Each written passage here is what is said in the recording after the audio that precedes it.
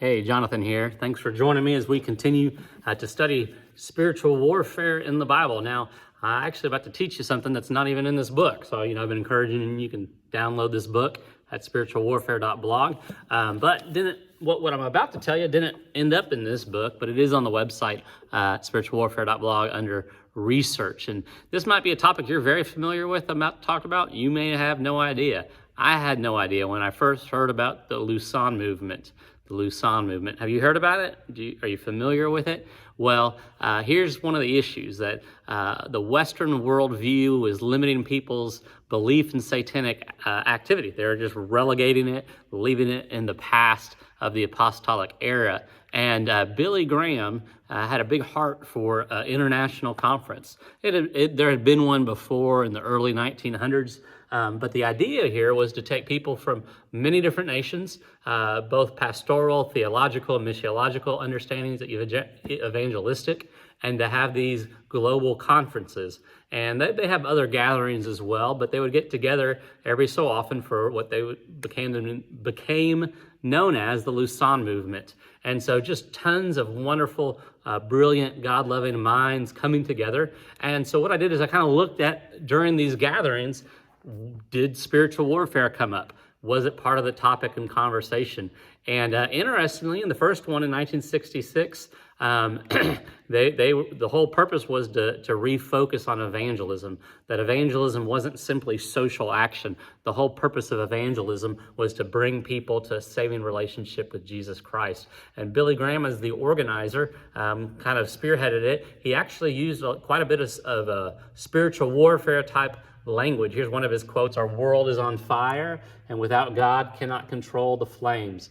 The demons of hell have been let loose." He also references Satan's greatest strategy is deception. His most successful strategy has been to get modern theologians to deny his existence. So from the get-go, Billy Graham really put a lot of emphasis on spiritual warfare language, as did John Stott, who is a pretty significant figure in the history of Lausanne. He made mention of evil principalities and powers still operating in wage war. Now, out of the first conference, though, those were the two main speakers that addressed spiritual warfare, which was leadership and significant, but only 2 out of the other 20 speakers referenced the enemy and the spiritual battle faced in evangelism. That absence is significant.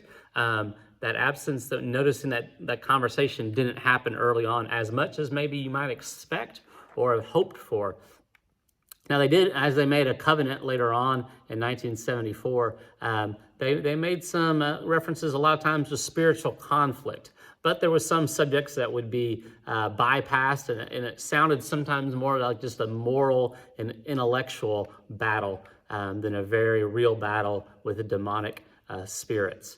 And so they had some comments on it. It was advanced a little bit between the different scholars in 74. And then they got together in 89. And really one of the most important things was what they did in Nairobi in 2000 called the Deliver Us from Evil consultation. And if you're interested in going deeper to this, you might appreciate what I wrote on it. But you could look at their website yourself and download quite a lot of helpful articles specifically from Nairobi in 2000.